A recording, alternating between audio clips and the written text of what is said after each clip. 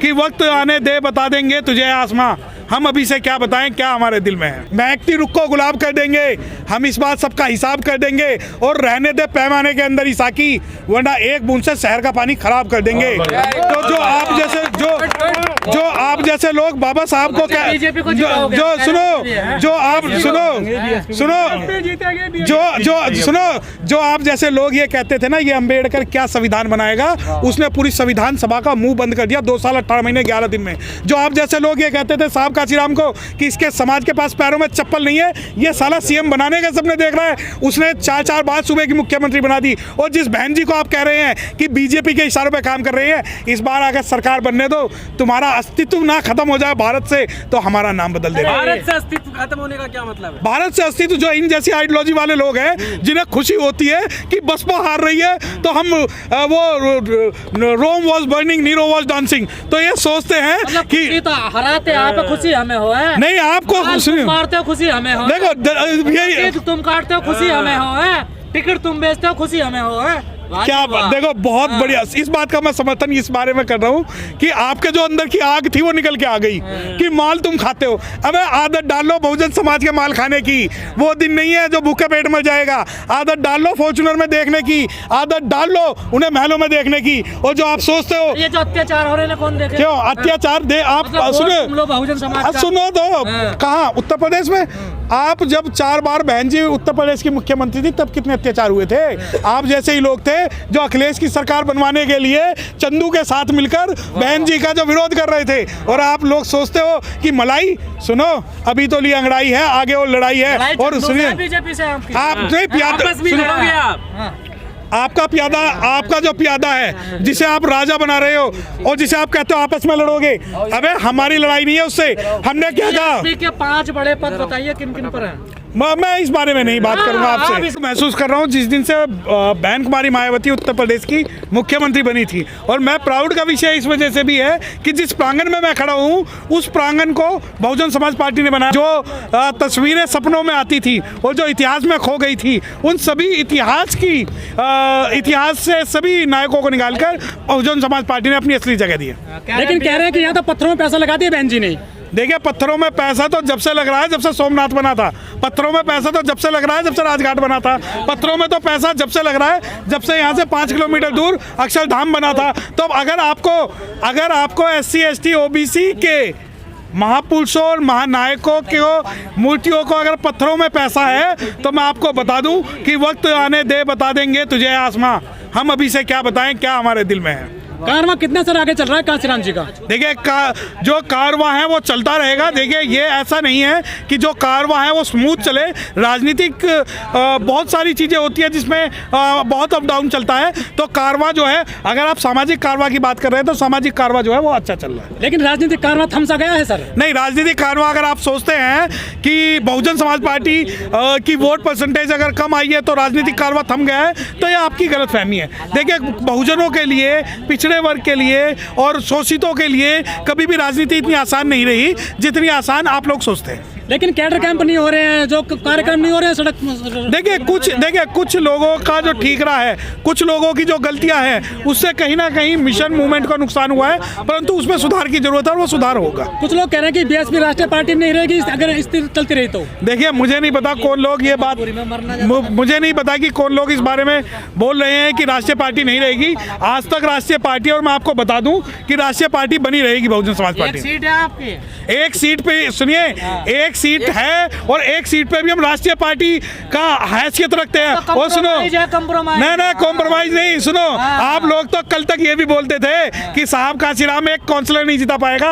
आप लोग तो ये भी बोलते थे कि जो ये लोग सीएम बनने का सपना देख रहे हैं ये लोग एक विधायक नहीं बना सकते। और अगर आप सुनो, अगर आप ये सोचते हैं कि एक सीट है तो मैं बता दूं कि एक सीट बाबा साहब डॉक्टर भीमराव अम्बेडकर साहब भी अकेले थे। और अगर आपको एक की ताकत का पता करना है ना तो इतिहास में सम्राट अशोक का नाम देख देख लेना, और अगर आपको एक की ताकत का पता करना, आपकी तुलना इनसे करोगे आपके प्रभारियों से? नहीं देखिए, मैं आप राजनीति की बात कर रहे हैं, व्यक्तिगत बात कर रहे हैं। अगर व्यक्तिगत मैं आपको बता दूं कि अगर आपको लगता है कि एक सीट वालों को राजनीति नहीं करनी चाहिए तो सबसे पहले भाजपा से पूछो, जिसको पनपाने के लिए। कहाँ रहे आप लोग राजनीति, सो रहे हैं आप तो आराम से। देखिए, आप जब सोने की बात कर रहे हैं ना, लगता है आप लेट आए हैं या राष्ट्रीय दलित प्रेरणा स्थल में, आपको शायद अंदाजा नहीं था, या आप सुनिए तो आपकी शायद आंखें खराब हैं, क्योंकि आपको वो तो दिखता है कि जहां 10 आदमी बैठे हो वो तो आपको राष्ट्रीय आंदोलन नजर आ जाएगा, परंतु जब अपने मुंह से सुनिए, आप लोग अगर मनुवादी 500 कह रहे हैं तो ये मान के चलिए कि 50,000 लोग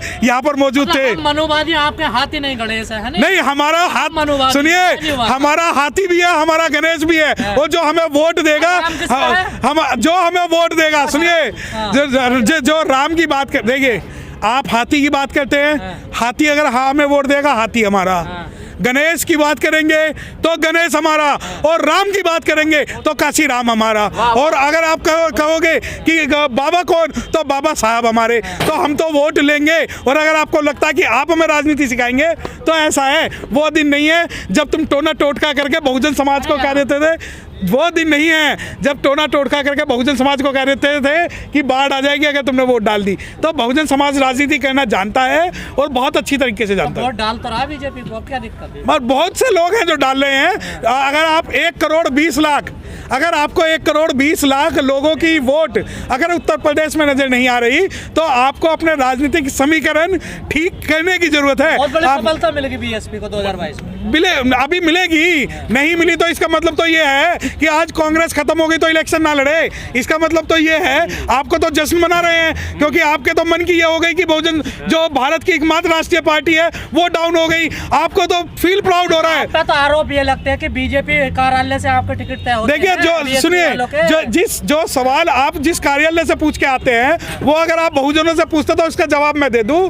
अगर सुनिए, अगर आप ये कहते हैं ना आरएसएस कार्यालय से आते हैं, तो उत्तर प्रदेश के अंदर लगभग 50% सीटें जो है मुसलमानों को दी थी बहुजन समाज पार्टी ने, आरएसएस से आई थी। और जो उर्दू फार्मेसी है, जो यूनिवर्सिटी बनाई थी बहुजन समाज पार्टी ने, वो आरएसएस ने बनवाई थी। जो वहाँ रेगुलाइजेशन जो मदरसों का किया था, वो आरएसएस ने किया था। और जो प्रमोशन का बिल था, जो आपके हुक्मरान जिनका आप समर्थन करते हैं ने जब पार्लियामेंट में फाड़ा था, उसका विरोध किसने किया था? और 2 अप्रैल का आंदोलन जो बहुजन समाज पार्टी ने किया और जो बहुजन समाज के लोगों ने किया, वो आरएसएस से आया था।